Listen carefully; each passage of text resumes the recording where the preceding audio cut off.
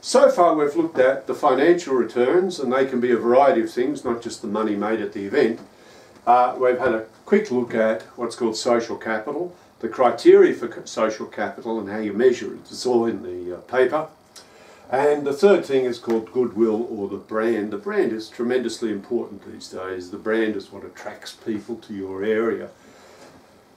People know about Dubai, which is where I worked, because of the shopping festival. Nowadays you know about Dubai, but originally very few people had ever heard of Dubai, and then the shopping festival happened, and the result was an enormous change, number of people coming to Dubai, and that helped develop the whole event industry. So never underestimate the brand side of it.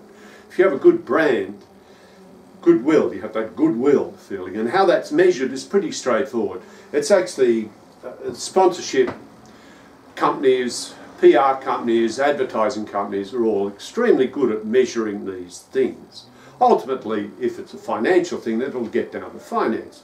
But also, the brand will mean whether people want to live in your area, whether they'll come to your area. It has a good feel about it. That's that goodwill. And when you think of it, how important that is to rural Australia, will people actually move there? Do they want to live there? That's all part of social capital and the brand, and often that can be far more important than the direct financial or commercial returns on the assets. So once again, we'll go back and use the same events. So if we have a look at the Wine and Food Festival.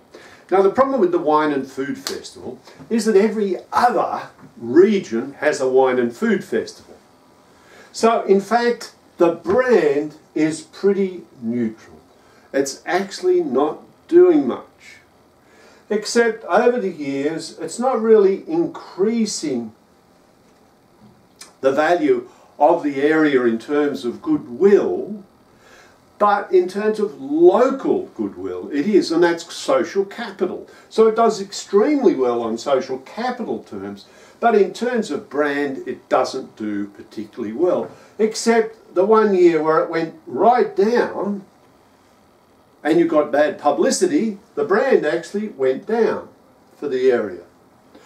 But because of that, the event team actually focused on the brand and suddenly named it after their own town, gave it something unique that was not found in the town next door or all the cities, all the thousands and thousands of wine and food festivals, and actually the brand shot up. And why was that? Because they made a loss. We cannot see making a loss, a financial loss, as the only measure. It can drive people to do things. It can really, covering that risk makes you what's called resilient. In fact, even better, it makes you actually stronger. So, suddenly the brand goes up for our Wine and Food Festival. Why? Because we've renamed it the local Wine and Food Festival, whatever the local name is, and we've given it something really unique that is unlike any other wine and food festival that's around. In fact, we'd even thought of changing the name to ensure that it was unique to that area.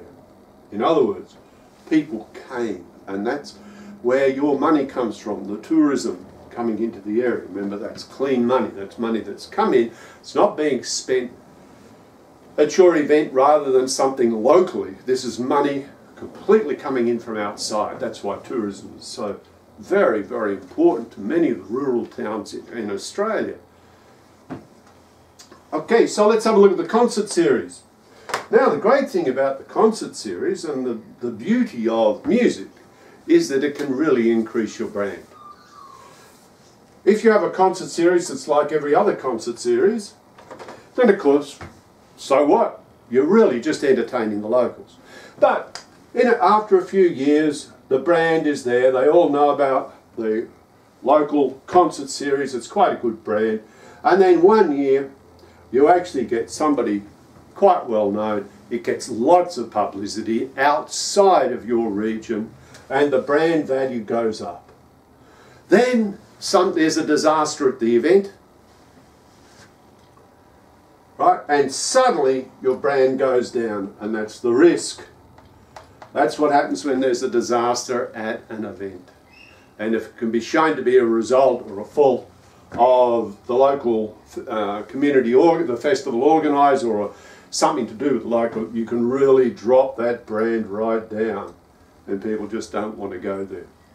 However, because of that, you made the loss, if you remember, if you correspond this to the finance thing, the finance return on investment, but because of that, the next year you really focus on how you can improve the brand, not just the finance, but the brand, and the brand value goes up again. So once again, we have these two events seen over 3 graphs. When you put those graphs together, you get an idea of what the return on investment is. Why do you need this? Because most people don't understand. They don't get it. They either come from the finance side of it and say, well, it's not making money, therefore we've got to get rid of it. Or they're all about community empowerment or community values, and that's all the event's about.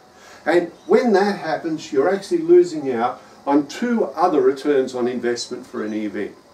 Every asset has 3 returns on investment, and when you take an asset management approach, you'll look at it over a long period of time, like any asset. It's not immediate, it's over a long period of time. And when you look at the costs and the benefits, you'll actually look at them over a long period of time.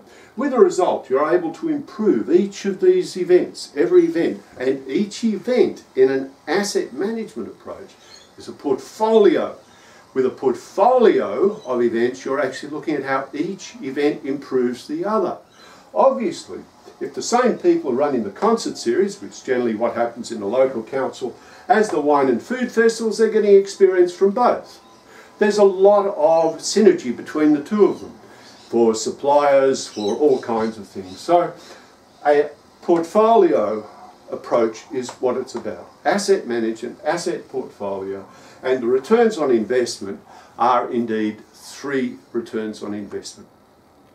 Please have a look at the documentation and let me know if you want any more information from our company. Virtual Asset Management we're called, and we use measurement just like these sort of things to explain to people and develop their event portfolios for the city, for the town, for the country, and for companies, international companies and local companies.